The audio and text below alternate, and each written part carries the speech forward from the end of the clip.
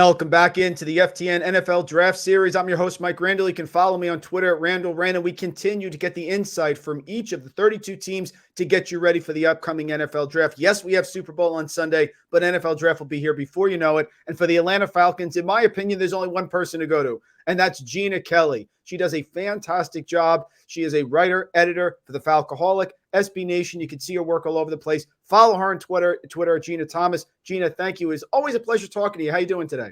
I am doing great. I'd also like to introduce my Frenchie, Bella, who has decided to crash the show. I love Bella. We had her last year when I had you on in the summer. Bella was here, so this is good luck. This is tremendous. Absolutely.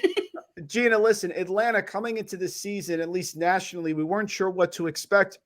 But a very competitive season for the Falcons, 6-3 at home, I believe, 7-10 overall. So just recap the season, how it went. Obviously, questions at quarterback, but overall, very competitive for the Falcons throughout the entire year. Yeah, when the Falcons traded Matt Ryan, obviously that kind of reset everybody's expectations as far as this team. Bringing in Marcus Mariota as a stopgap, I thought that made a lot of sense. But Mariota did not play very well. He demonstrated a lot of the traits that we've seen from him throughout his career, some, issues with decision making. And so obviously they went to Desmond Ridder late in the season, so it's a small sample size. But I am glad that we got to see him even in limited action. I think that the coaching staff needed that so that they can make a decision about how to approach the position going forward. And I think that Ridder did enough to earn the opportunity to spend this offseason preparing as the presumptive starter. And I think that time working with the other starters and preparing as the starter is going to make a big difference for him going into the season. I loved him coming out of Cincinnati. I thought that he had, plenty of development that he needed to do, but I still was really impressed with his poise and his decision-making once he did become the starter. And of course, how Ridder plays and the system he plays is going to be guided by the coaching staff. And there was some changes, of course, on the coaching staff here, looking at positions, defense, things like that. Talk about those, because there was a mindset here with the Falcons this year. They were going to run the ball. They were going to establish the run, and they were going to be really solid on defense. Maybe not a ton of sacks or interceptions, but certainly a very solid, cohesive unit on defense. So talk about some of the coaching changes here in the offseason. Well, first and foremost on defense, Dean Pease retired after a very long and successful career in the NFL. And so they brought in Ryan Nielsen from the Saints. I know that some Falcons fans are not huge fans of bringing people over from our biggest rival. There are still people who are pretty sure that Terry Fontenot might be a plant who's sent here to destroy the Falcons from the inside, but that is not the way things work in the NFL. Nielsen has a track record of being able to generate pressure on quarterbacks, and that has been a need for the Falcons basically since John Abraham was with the team, or ceased to be with the team, really, because he was the only person getting pressure there for a while. So I'm really excited about what Nielsen brings to the table. Jerry Gray is another person they brought in on defense as an assistant head coach. He's had a really successful track record with defensive backs in particular, and with guys like AJ Terrell in that Falcons defensive backfield. I'm really, really excited to see his influence on that unit in particular. The biggest question right now, I think, on offense, they just lost Charles London. And so that's a big loss for that offense. And so it's going to be really interesting to see what they do there. Yeah, the question, of course, for me is running back, because Cordarrelle Patterson entering, I believe, the last year of his contract, Tyler Allgeier, somebody in the fantasy community we loved, really had a very solid season, was a solid, reliable workhorse for them. Of course, Calvin Ridley now in offense going to be with the Jaguars. So talk about here the offensive weapons that Ridder is going to have, or who he's going to be working with. Will the philosophy stay the same here as we move into 2023?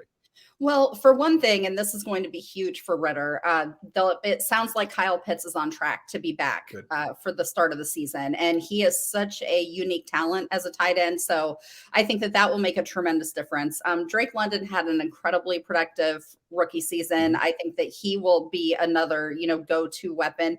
They do have a lot of other receivers who did factor in last season, like Olamide Zaccheaus, who is hitting free agency.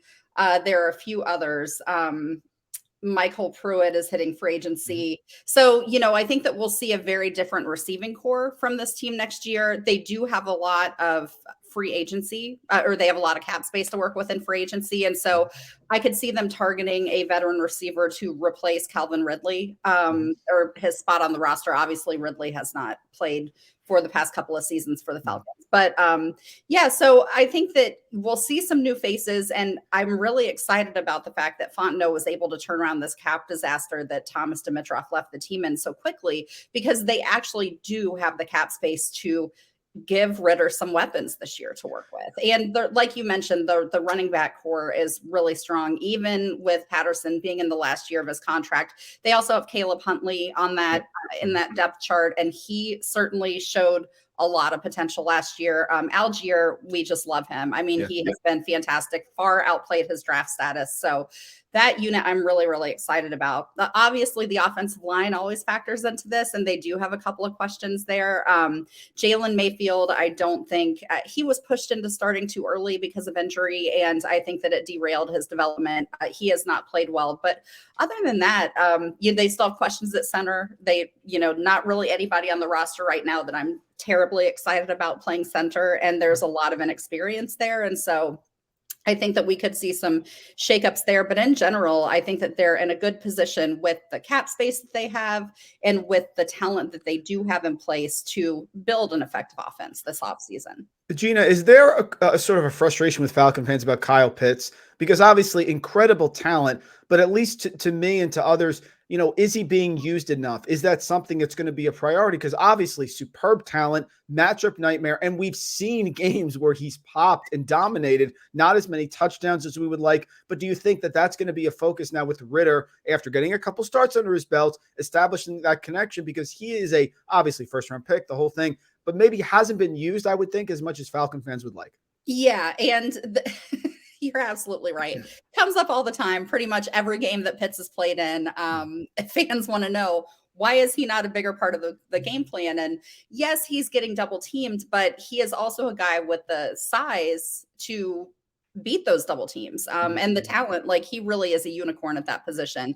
Yep. So Arthur Smith last year was asked about this multiple times, and he kept saying, well, we're not playing fantasy football. Well, yeah, but you should be trying to win games. And it seems like putting in Pitts in better positions to make an impact would help you win games. So I think part of the issue was I was ready to throw my laptop into the Chattahoochee River much of last season when, Mariota would target Pitts and it would go like 8 feet over his head. Like, it's not easy to overthrow that guy because he is a very big guy and has a really good vertical. So that was really frustrating. I do think that with Ridder and with a full off season to build that chemistry that they need, I think that we will see Pitts factored more in the Falcons game plans going forward. And if we don't, I think that it raises a lot of questions about Arthur Smith as the head coach, quite honestly.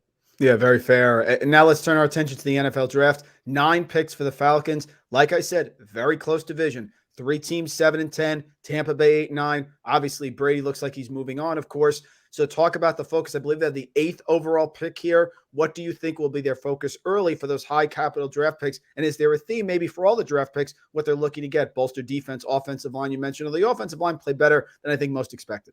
Mm-hmm.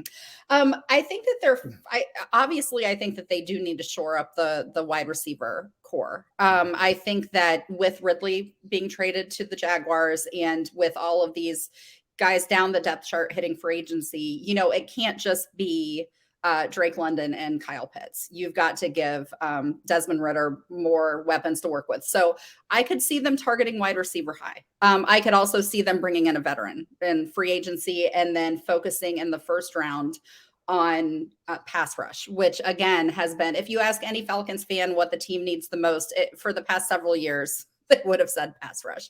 And so bringing in, whether that's, an outside linebacker or a defensive end, somebody who can get pressure on quarterbacks, that has got to be a priority.